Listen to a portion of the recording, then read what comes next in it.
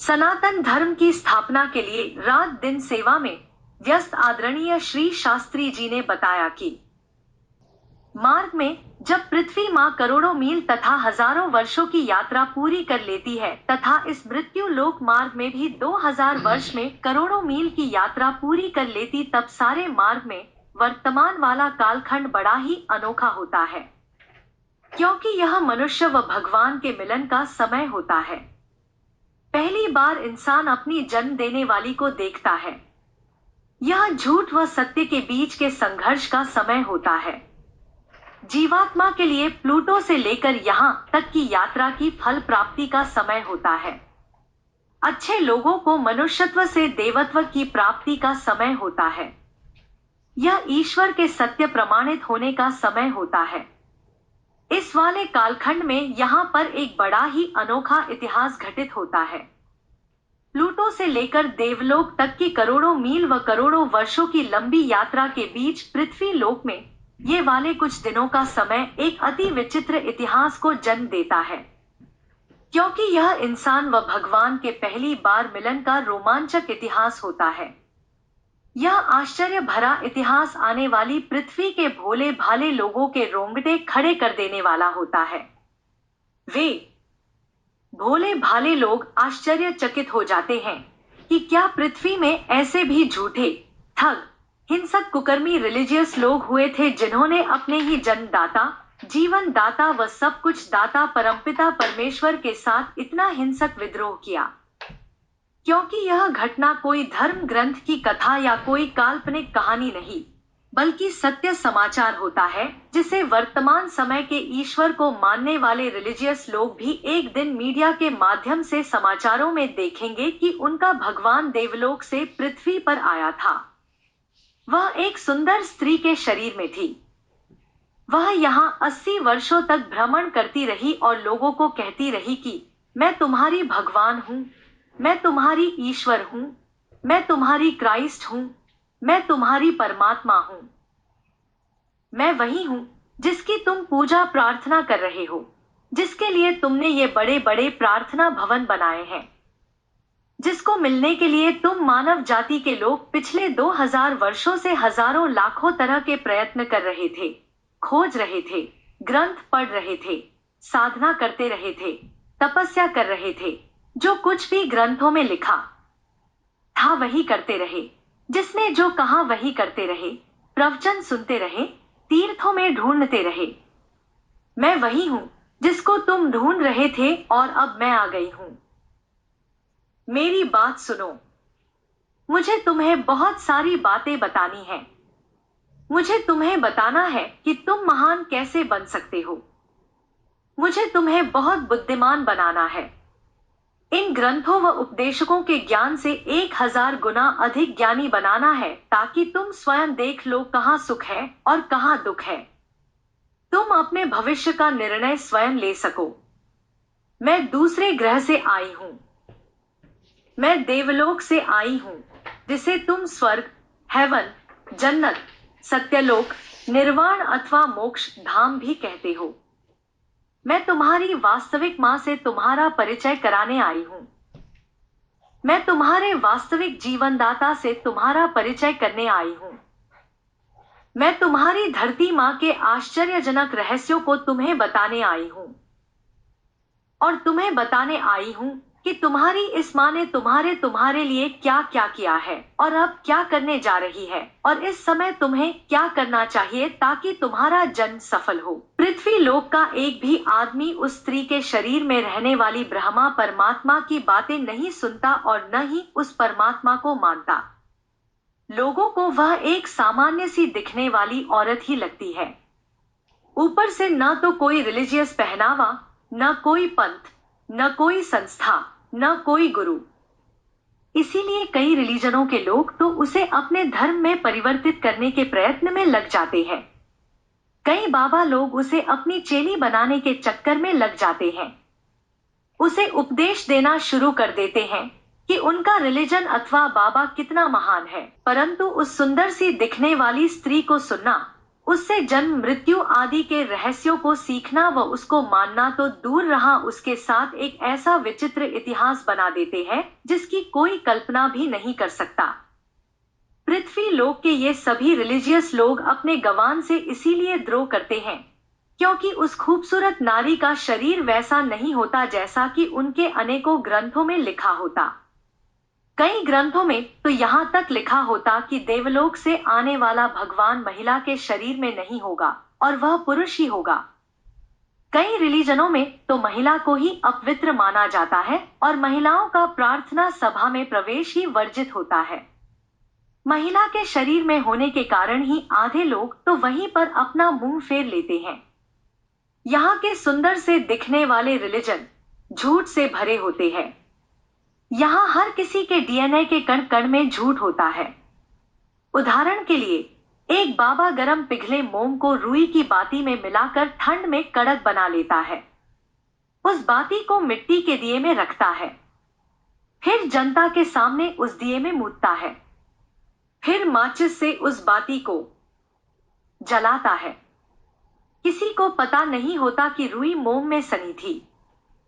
देखने वाली जनता उस बाबा को सिद्ध घोषित कर लेती है क्योंकि उनके ग्रंथ में लिखा होता है कि जन्नेंद्रिय से तेल अंदर खींचना व मूत्र के रूप में उस तेल को बाहर निकालना कुंडलिनी साधना द्वारा महात्मा के सिद्ध होने का प्रमाण होता है।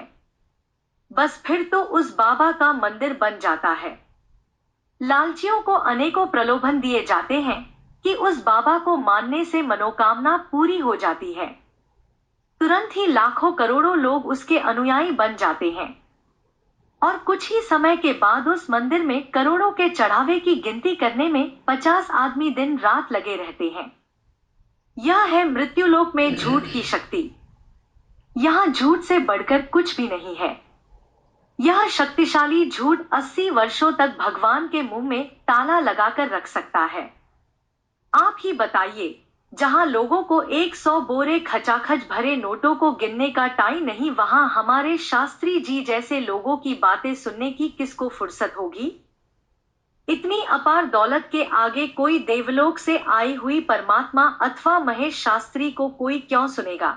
एक ठग मदारी भगवान के पास 1000 किलो सोना है तो जनता उसको सुनेगी, या देवलोक से आई हुई इस परमात्मा जो स्त्री के शरीर में है और पैसे के अभाव में 3 दिन से भूखी हो, उसको सुनेगी।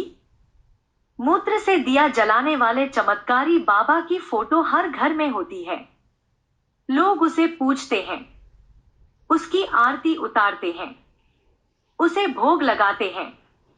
कई साहूकारों के घरों में तो एक विशाल कक्ष में उस बाबा का मंदिर तक बना होता है। यह मृत्युलोल है साहब। यह यहाँ की प्राचीन परंपरा है। यहाँ की यही प्रथा है। इस प्रथा के विरुद्ध बोलने का किसी को भी साहस नहीं करना चाहिए। इसीलिए देवलोक से आई हुई ब्रह्मा परमात्मा जिस स्त्री के शरीर में है, उसने भी अपना मुंह बंद रखने की हिम्मत रखी, इस परंपरा की पोल नहीं खोली। इसीलिए वह 80 वर्ष तक इस धरा में जीवित रह पाई। जीसस यहीं पर मार खा गया। उसने मुंह खोल लिया। उससे पहले के भी जो ईश्वर आए इस मृत्यु लोक में, वे सब मुंह खोलते ही हलाल हो गए। खुद तो हलाल हो गए पर अच्छी बात लोगों को बता कर गए, अन्यथा मूत से दिए जलाने वाले बाबा के पुजारी हमेशा हमेशा के लिए नरक में सड़ जाते। कई बार जन्मते और कई बार मरते, अनेकों दुख भोगते व बुरी तरह रोते। भगवान का हलाल होते ही आधे लोगों ने तो तत्काल उस बाबा की मूर्ति को घर से बाहर फेंक दिया और मां को मानने लगे, सत्य सनातन धर्म को मानने लगे। बाकी के आधे नरक में सड़े, क्योंकि यह करुणामयी मां जिद्दी महामूर्खों को दिव्य आत्माओं वाले लोक में नहीं ले सकती। यह इस प्रकृति मां का विधान है। जी हाँ, यह ब्रह्मांड में सब कुछ कानून से चलता है। केवल अंतर यह है कि प्रकृति मां का कानून परफेक्ट है, मृत्यु लोक है। यहाँ ठगी, छल व ढोंग जितने गुप्त रहेंगे उतने ही पक्के होंगे। बस झूठ की पोल नहीं खुलनी चाहिए। झूठ के द्वारा पंथ की स्थापना करने वाला बाबा भी उस झूठ को मरते दम तक किसी को नहीं बताता और मर करके अपने साथ ही ले जाता है। इस मृत्यु लोक में झूठ की बड़ी महिमा है। यहाँ झूठ बहुत फलता फूलता है। यहाँ मदारियों का भगवान बनना और भी आसान होता। शास्त्री जी के कई शुभ चिंतकों ने अनेकों बार उन्हें सुझाव दिया कि वे ये धरती धरती वाली बातें छोड़कर कोई मदारी वाला चमत्कार करें, तो तभी लोग उन्हें मानेंगे। परंतु नीति निपुण शास्त्री जी अपने शुभचिंतकों को यह भी नहीं कह सके कि इन्हीं ठगी वाले कामों को जड़ से उखाड़ने काम भगवान ने उन्हें दिया है। देवलोक से आया हुआ पृथ्वी के इन लोगों का परमात्मा जब मनुष्य शरीर में पृथ्वी में घूम रहा होता है तो झूठ से भरी दुनिया में लोगों के झूठे तमाशों को देखकर इस परमात्मा का दिमाग झंझना जाता है।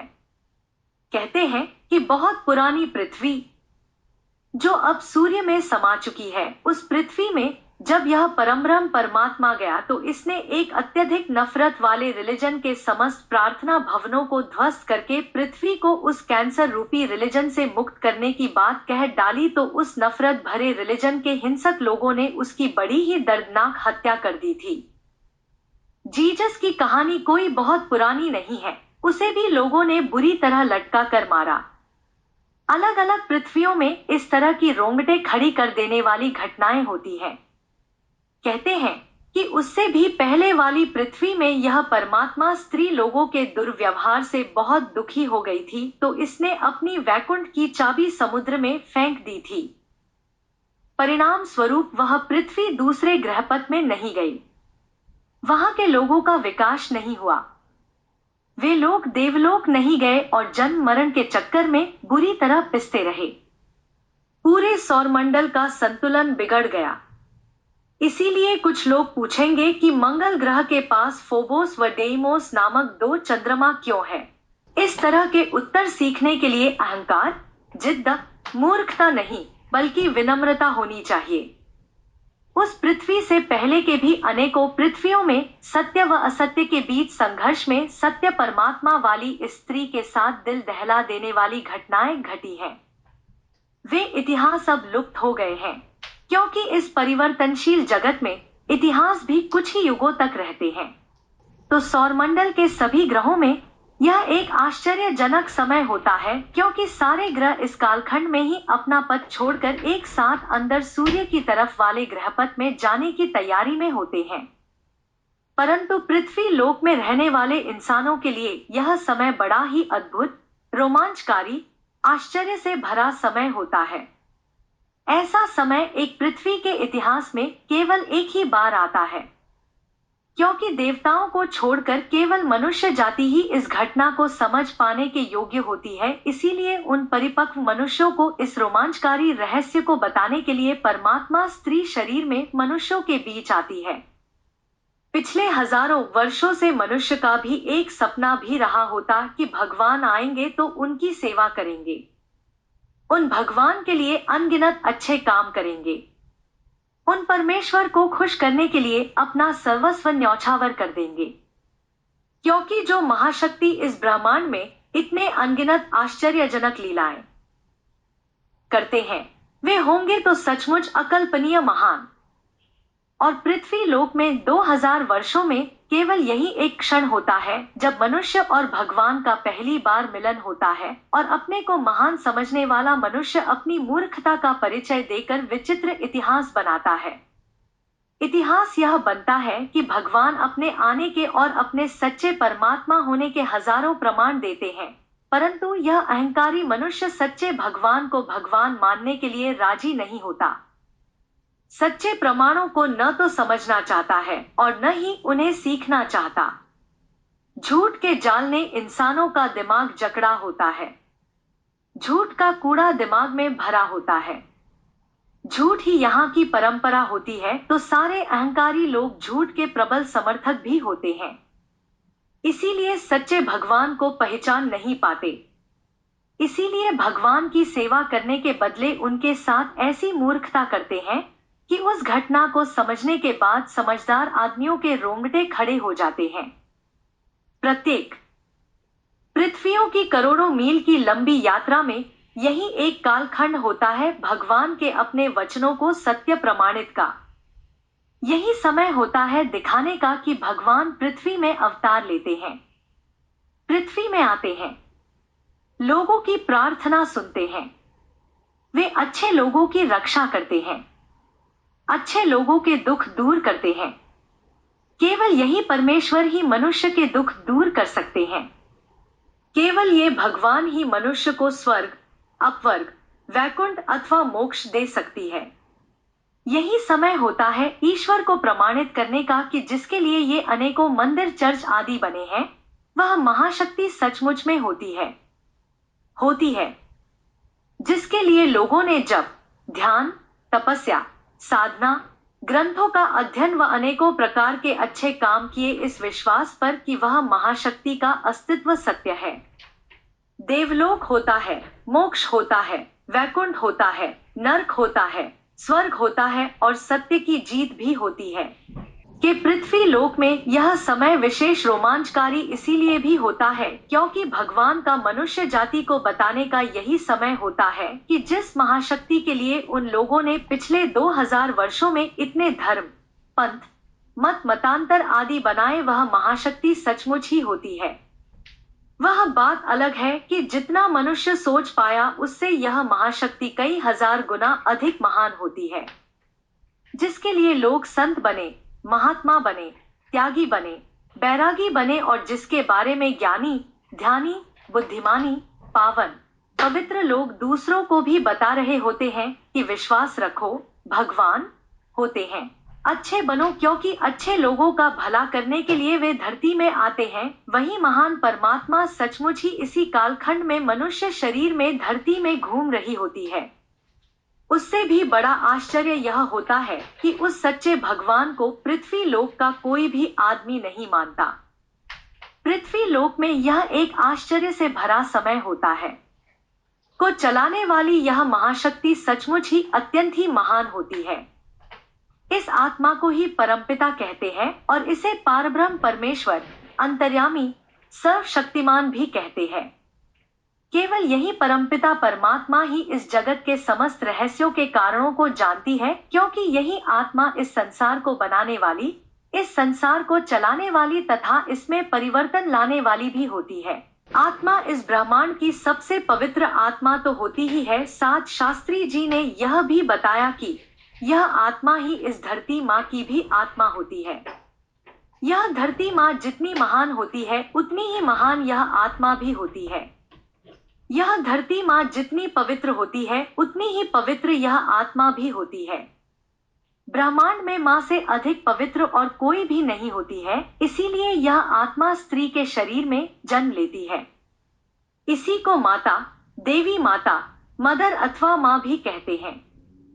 हजारों वर्षों के बाद जब धरती माँ के बच्चे अपनी धरती माँ को समझने के योग्य हो जाते हैं और जब इस माँ को अपने बच्चों को बहुत ही आवश्यक बात बतानी होती है तो इसी आत्मा वाली महिला के मुख से बोलकर बताती है, कहती है।